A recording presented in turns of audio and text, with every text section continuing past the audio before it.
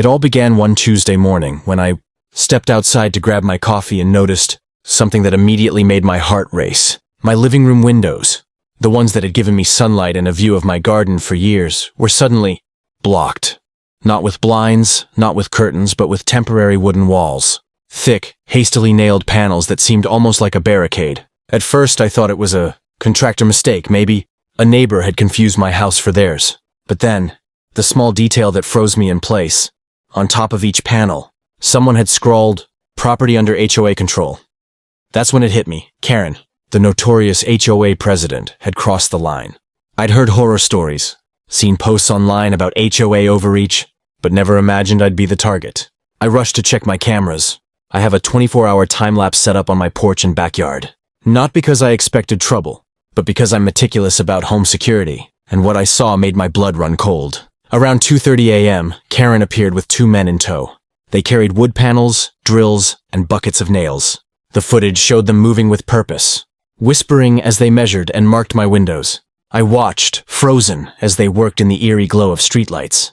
It was methodical, precise, and audacious. What struck me most wasn't just the act itself, it was the arrogance. Karen wasn't sneaking around. Her head held high, clipboard in hand, barking orders as if she were in a city hall meeting rather than trespassing in my home. Each panel was nailed into place with precision. I could see her smirking at one point, clearly enjoying the sense of control. It was infuriating, but also revealing. This wasn't random vandalism, it was strategy, and the camera had caught every second. As I rewound the footage, frame by frame, I realized I had an opportunity. Karen had made a critical mistake. She assumed no one was watching. She thought no evidence would survive the night. But the time-lapse camera, the quiet observer I had installed for mundane reasons, had captured the entire conspiracy. Every movement, every glance, every calculated action. The audacity was astounding, but the evidence was undeniable. By 6 a.m., the panels were in place, blocking sunlight and access, turning my once open, airy living room into a dim, claustrophobic cage. I knew at that moment that this wasn't just an HOA overreach, it was personal. And it wasn't going to end here. I had a plan forming in my mind, fueled by hours of watching Karen's every move on time-lapse. Watching the time-lapse footage again, I felt a mix of disbelief and determination. Karen hadn't just blocked my windows, she had attempted to rewrite the rules of my property. Every motion, every deliberate placement of those wooden panels told a story of control. I realized something crucial. If I wanted to confront her, I needed more than anger, I needed proof. I spent the morning reviewing every angle. The porch camera, the backyard time-lapse, even the side window sensor had captured snippets of conversations and movements. Her men weren't just random helpers. They were acting under explicit instructions.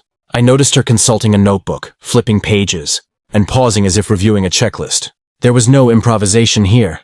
This was a planned operation. The evidence was growing like a puzzle revealing the bigger picture. But evidence alone wouldn't stop her. I needed leverage. That's when the idea hit me. A visual presentation of her midnight activity. I began exporting the footage frame by frame, highlighting timestamps, measurements, and her precise movements. Then, I overlaid notes, details that no ordinary observer would notice, the tools used, the manner of nailing, even the small glances at my security cameras as if she sensed something watching. By the time I finished, I had a clear story. Karen, the HOA president, had orchestrated an invasion of my private space. Next, I reached out to a legal advisor. I explained everything, showed her the time-lapse compilation, the side-angle camera clips, even the street-level footage that captured Karen's license plate and her men's faces. Her reaction was immediate. "This is actionable. You have undeniable proof." The word actionable hit me hard. Until now I had felt powerless, trapped behind temporary walls. But with the evidence, the tables could turn. Meanwhile, Karen continued her daily routine, seemingly oblivious to the storm brewing. I realized she was relying on intimidation, thinking the walls would silence me. She underestimated how much I valued documentation, foresight, and the ability to turn observation into strategy. Every day I watched her patterns, noting arrival times, familiar phrases, even when she would check in with neighbors. The more I observed, the more I understood her psychology. Control, fear, and public image were her weapons. But with the footage, I now had my own weapon. Truth. By the end of the day, I had a plan. I wouldn't confront Karen blindly. I wouldn't argue or yell. I would let the evidence speak louder than any HOA mandate or personal vendetta. And I would prepare for the moment she least expected, the moment she would see that her Midnight scheme had been exposed. From the very start. The next morning, I knew I had to act carefully. Karen's temporary walls weren't just physical barriers, they were psychological. Every time I glanced at them, I felt that mix of anger and disbelief, but I also knew patience was my ally. I couldn't rush this confrontation. If I wanted to win, I had to expose her in a way that left no doubt, no room for her manipulation.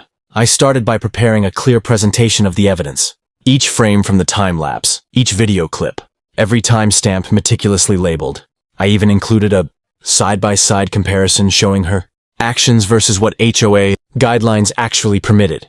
By the time I finished, it was a visual narrative, undeniable proof that Karen had overstepped her authority and trespassed on my property. It was shocking, even to me, to see how blatant her actions had been when laid out objectively. I scheduled a meeting with the HOA board under the guise of a routine discussion. Karen arrived confident, clipboard in hand, wearing that same smug expression she often flashed while asserting her control. I could feel the tension in the room spike, a silent acknowledgement that something had changed. I set up my laptop and hit play. The footage filled the room.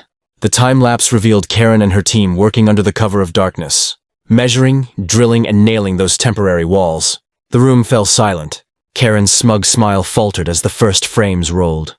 The board members exchanged glances, murmuring among themselves. Every motion, every glance she had made at my cameras was now visible to everyone. There was no way to deny it, no way to claim innocence. She was caught in a web of her own design, meticulously documented by technology she never expected. Karen tried to speak, to justify herself, but her words sounded hollow, weak against the mountain of evidence I presented. I calmly explained my legal consultations, the violations and the implications of her actions.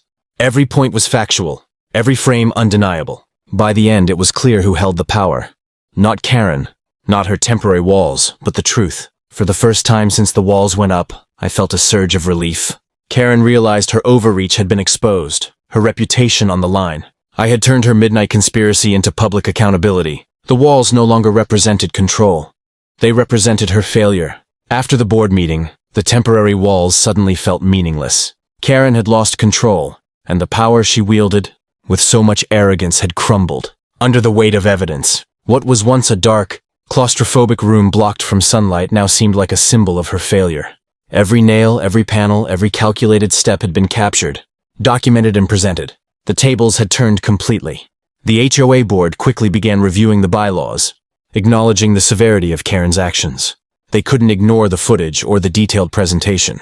It was clear to everyone this wasn't a minor misunderstanding. It was a deliberate attempt to overstep authority and intimidate a homeowner. Karen, who had prided herself on control, now faced scrutiny, accountability, and, most importantly, consequences. Her influence over the board diminished with every discussion, every vote, every acknowledgement that she had acted improperly. Meanwhile, I started dismantling the temporary walls myself, documenting each step to ensure there was no dispute about my actions. With every panel removed, sunlight streamed back into my living room, a literal and symbolic reclaiming of my space. The sense of liberation was overwhelming. I realized that the walls had never been just wood.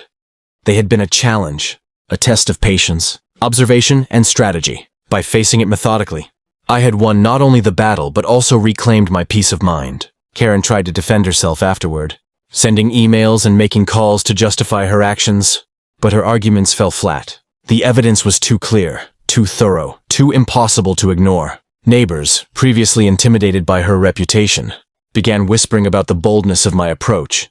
I realized the impact went beyond me. Karen's overreach had been exposed publicly, teaching a lesson that authority doesn't mean unchecked power, and that even the most meticulous plans can be undone by careful observation and preparation. As the sun set over my yard, now free of barricades, I sat by the window sipping my coffee. I reflected on the lessons learned. Vigilance matters, preparation matters, and evidence is power. Karen's attempt to control, intimidate, and silence had failed because I had documented everything, stayed calm, and let the truth speak louder than anger or fear. That time-lapse camera, once just a precaution, had become the silent hero of this story. Now the house was mine again, not just in ownership, but in spirit. Karen's plot had been exposed, her influence diminished, and my space restored. The experience left a permanent reminder.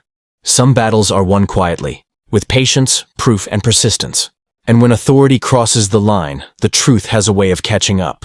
If you enjoyed this story and want to hear more unbelievable HOA encounters and real-life drama like this, make sure to hit that like button, share your thoughts in the comments below, and subscribe to the channel. Your support helps me bring even more crazy stories every week.